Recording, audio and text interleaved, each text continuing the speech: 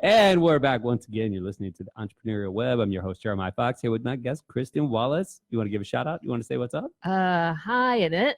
You're listening. Hi, Tom. What's you're up, listening. Tom? If you're still there, good to see you.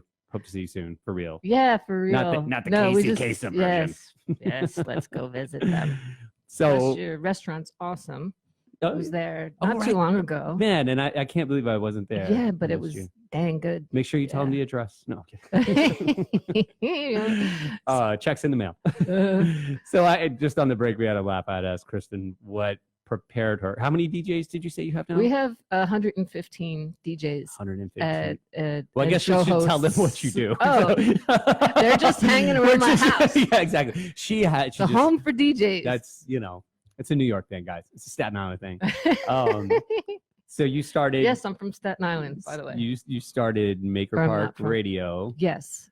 Almost 3 years ago. Almost 3 years ago. And it was Staten Island's first internet radio broadcast. It is correct? It's the only one in Staten Island. So what, everybody's still just like satellite and like. It's 1990 there. Yeah, you go back in time and you're like, I didn't want to say whoa, everyone's wearing acid wash jeans. But that's kind of the beauty of it too. Like that's part of what I love about going to Staten Island is that it's so nostalgic and just laid back compared to like everything else. It's so crazy. Like I love Brooklyn, but sometimes I'm just like the hustle of it. Yeah. Not even the hustle, just like the silliness. Sometimes I'm like, okay. I know. I lived there. Yeah. I remember, but still, I know what you mean. And like, that's the part of it I miss sometimes. Right. Oh, the silliness. Like no, just the entertainment. I don't know, like the just more people that are, I don't know, involved in other interesting things. Right. I don't know. That's a terrible way to put it. No, but not 1950s mentality. Well, there's a whole art scene on the North Shore of Staten Island. There's like a strip on the North Shore called the Arts District. And that was kind of like part of the whole thing, right? Because there's festivals that I've seen you guys post about it. And it's like, it's not just your radio show. There's like a whole thing happening there. Yeah, it's still slightly a small town, but it is the fastest growing borough. It's like one of the only waterfronts that really are not developed, that are so like being gentrified with these big condos and stuff now, but at a much slower rate than people sort of predicted. Yeah. When I moved there, I felt quite isolated because a lot of people very much stick to their church, people, sports people have lived there and grew up there the whole life. Don't see stuff. And Tom's from. He's from there, and he didn't think that we'd end up back there, but we are, because we needed the space. Goddamn kids. Yes, that's the problem. I know a little something about that. Seriously, no, that was why. Because we started looking further and further south in Brooklyn. We're like, I can't afford that doghouse either. So I can let's move across the street. Let's jump across the pond. We get a backyard. We get space, And he was like, I can't believe I'm back here, but. I'm glad we did. But I was super isolated when I first got there. I was like, I had a baby. I didn't know anybody. I was like, where the hell am I? And I decided to learn Ableton and take 6 years to learn Ableton. And I had a music studio so I could be loud, but I was still very isolated. Tom would come home from work and be like, oh, I drove this ship and I talked to this person and I did, I drove a cruise ship today and I did something amazing. And he's like, what did you do? And I was like, I worked on a kick drum sound for like 5 hours and that was it, And so I felt like I really needed to do something. And so Tom gave me the suggestion like, oh, this art festival is looking for volunteers. So I went and I volunteered, and at my age, they call it volunteering, not interning, I guess. So I interned for I had this same conversation last night, literally. I was about the Windsor Terrace Food Co-op, and I was like, you're never too old to intern, are you? Because that's basically what I'm doing at this point. Yeah, you kind of volunteering. So I ended up meeting these people through this art festival where I took care of like the production of the music end of it, but like 4,000 people poured in the door looking for something to do. And I was like, oh, if you build it, they will come. They are here. They're here. They are totally here. There are people looking for engaging something. So it goes back to the question on the break. what prepared you more for this? Being a parent, I or totally skipped that. Being a parent? Well, I didn't get I answer think it. both. I ask it. I really think both. Did having kids prepare you more, or managing bands prepare you for parenting, or because like both are like CEO qualifications? Like if you have 4 kids, like you could. But I get worse and worse at it the more children I have. I don't know what I'm doing. Is it, or are you getting better? I don't know. Or less. I'm always on the fence. Uptight. I'm always on the fence. Although, you know, I thought I was getting better, but then Naya knocked herself out accidentally. And I was like, oh, that never happened before. Maybe I need to pay attention more. Well, my oldest, Ruby, is now like going to be 23, which is parenting an adult is a whole remember thing. when you posted something about her going to college, I was like, wait, well, who? Yeah, she's out of college right now. She works for Seth Meyers. And yeah, it's pretty awesome in LA. Wow. It is cool. Parenting an adult is like you have to make suggestions that it was their idea to do something all along, and then like they're doing the thing you want them to do. It works great. But yeah, it's like, just like being a boss. Parenting definitely did, in that it makes you want to get the crap out of your life, or negativity out of your life, and people like that just are sort of like your time suck kind of stuff, and people like, because you only have a limited amount of time to do stuff. I know I don't like want to totally bring it to politics, but when some election happened, I felt I lived on a conservative borough. Some election. So I lived in a conservative borough, right? And so there was all this tension that was happening between right and left. And I was like, a lot of people wanted to move that were on the left and I was like, well, I have to live here. I have to do something about it. And I want to create a better place for my children to live. So it absolutely inspired me to do that. So the reason I started a radio station was to try to bring people together away from so much polarization. And so that was a very strong motivator. But I also I come from a place that from day one, even with the rock and roll, punk rock stuff, I was always a fighter for the underdog. Because you're a Wallace. Because I'm a Wallace. It's so true.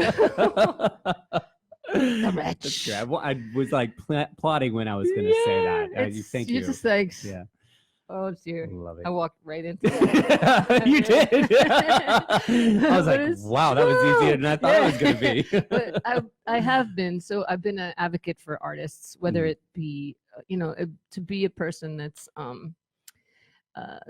taking care of artists as a tour manager, fighting on, their contracts, like, no, they deserve this, or as an agent or whatever. It says Ocean Spray cranberry juice. Yes, artist advocacy. Not Kirkland. I need the hotel room overlooking the fountains at the Bellagio, not Hollywood Boulevard. Not a thing that did not happen. My favorite tour managing thing was this one DJ was like, I can't fly in that direction because my feng shui advisor told me it's bad luck to fly in that direction. So we gotta go the long way around. $50,000 to play for 30 minutes.